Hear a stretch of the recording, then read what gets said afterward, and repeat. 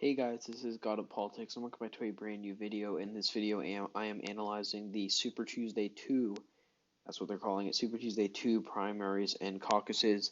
As we can see here, we have the results from the total primaries, but the results from yesterday's primaries show that Joe Biden won the states of Michigan, Mississippi, Missouri, Idaho, the primaries there, and Bernie Sanders won the North Dakota caucuses, and the state of Washington is currently too close to call. Currently, Bernie Sanders is leading by just under 1,000 votes with a 0.1% difference between them. And Biden actually has more delegates. That's probably to do with the state level districts. Biden's support is more spread out, maybe. I think that's what it would be.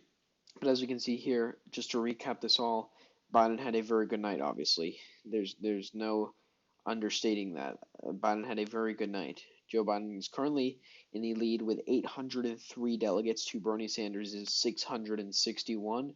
And I think that this lead is actually going to expand because you see there's still some more delegates to be counted in Michigan, still some more to be counted in Missouri, still a couple more to be counted in Mississippi, which will all be going to Biden.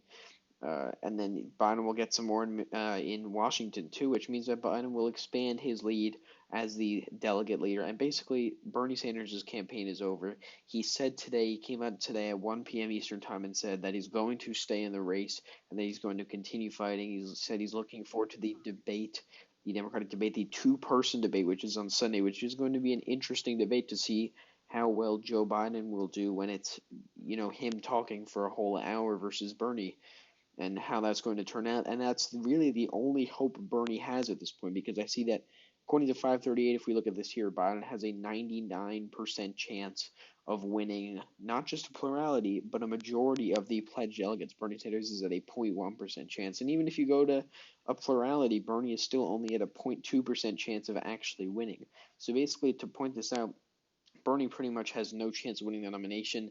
That's according to 538, all the models they have with these state projections. But if we're going to look at, in actuality, if Bernie Sanders maybe does do something at the debate, maybe he bashes Biden enough, he could get a bit of support. But really, there's no way that Bernie Sanders can be able to win. And Bernie Sanders is a very stubborn person. I think that he could continue even after the March 17th primaries, which are next Tuesday, where we have the states of Illinois, Ohio, Florida, and Arizona. And then the next week we have Georgia. Those states do not look good for Bernie Sanders, especially the state of Florida. Florida, Hillary Clinton won by a large margin. Biden's expected to win by a large margin. Ohio, Biden's expected to win by a large margin, as Hillary Clinton did. Illinois, the large black population, Biden is expected to win big in. And even the state of Arizona, where even with the Latino population, Biden is expected to win this. That is where the debate is on Sunday night, so they will be campaigning there. That'll probably be the main place they'll be campaigning just to get a spot on the map.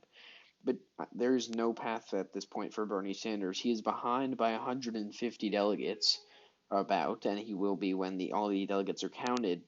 He will be behind by 150 delegates, and Joe Biden's best states are yet to come. I see no path for Bernie Sanders because all the states he does best in, states like Montana, Wyoming, those are not big states. Maybe Wisconsin, but that's later, Joe Biden will easily win states like New York and Pennsylvania. He's going to win the rest of the South. We've got Louisiana a week after just 10 days after the Georgia primary. He'll do well in states like Kentucky, West Virginia, those kind of places.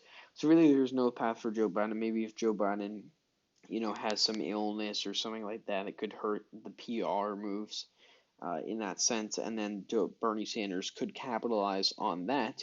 But if we're going to look at it state by state, we see that Biden's expected to get a majority of the delegates, a full majority of the delegates, by April 28th. By April 28th, that is the day when New York and Pennsylvania are voting.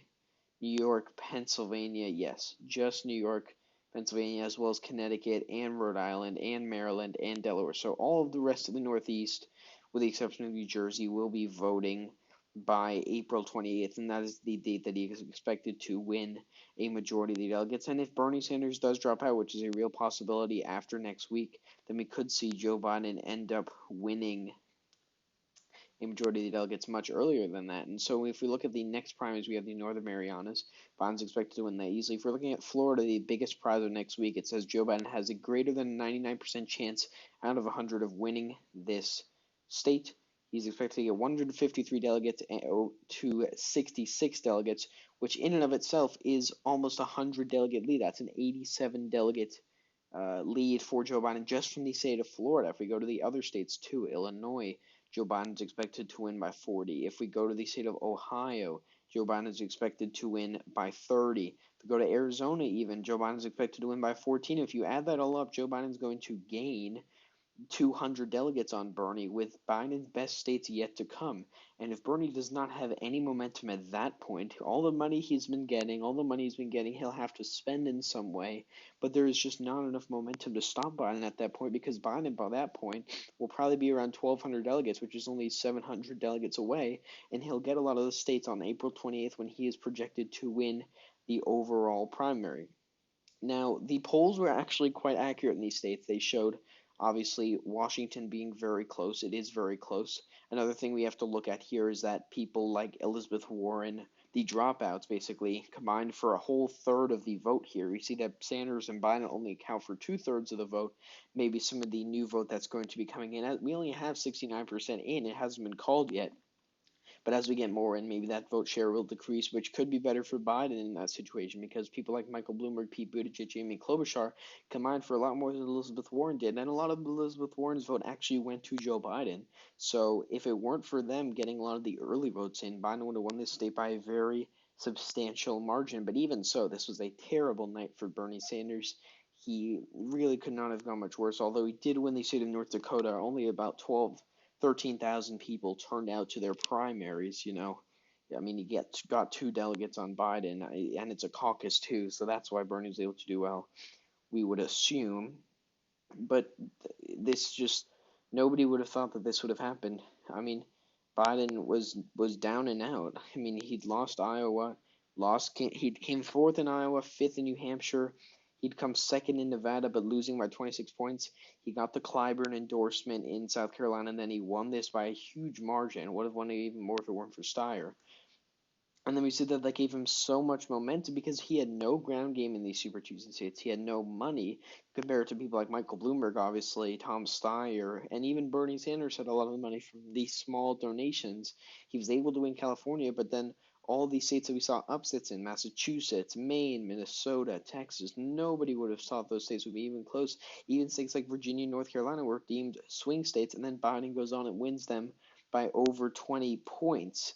And that just shows you that momentum is the key factor in this, because once he got the momentum, even when we saw all the attacks from Bernie Sanders on Joe Biden's record, however bad it may be, it really did not affect anything, because if we look specifically at Michigan, every single county went to Biden. Missouri, every single county in Missouri went to Biden. Every single county in Mississippi went to Biden.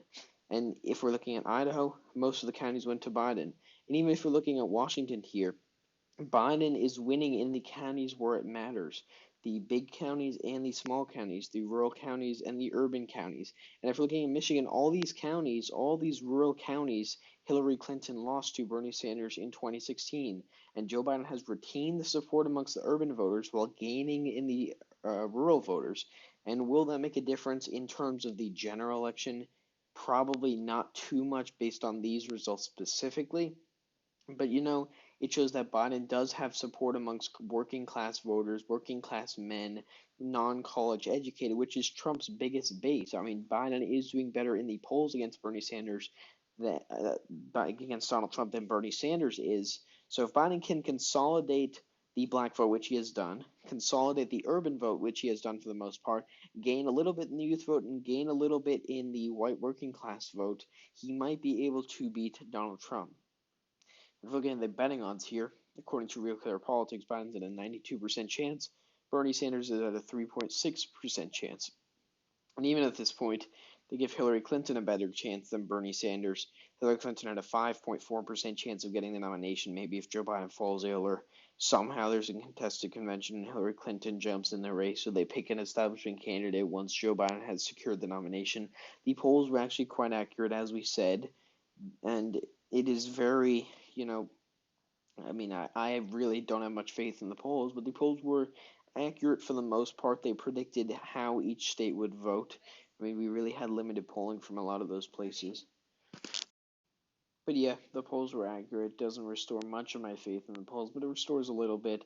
But basically, just to wrap up this video, I just want to say that Bernie Sanders is going to lose this primary. Joe Biden is going to easily win it. Bernie Sanders will, I'm predicting it now, will drop out after the next primaries, despite how stubborn he is. I do believe that he is going to drop out of the race. And I believe that it's going to easily go to Joe Biden. And you see, Joe Biden might start campaigning in a lot of the general election states if Bernie Sanders dropped out, because he's the only one in it, obviously, other than Tulsi Gabbard. But I don't even know what she's doing in it. She might run third party. I mean, she was campaigning in Nevada the other day, even though Nevada's already voted, which is kind of weird. But yeah, what we are going to see is Joe Biden's going to become the nominee, and we're going to see a face down between Donald Trump and Joe Biden, which is going to be a very interesting election. And, you know, that'll be very interesting to see. I think Donald Trump does have good chances to win, but we'll see how this coronavirus affects it. All the other factors that we'll see more of come election day. But yeah, I hope you all enjoyed this video. Please like and subscribe as always, and I will see you guys later.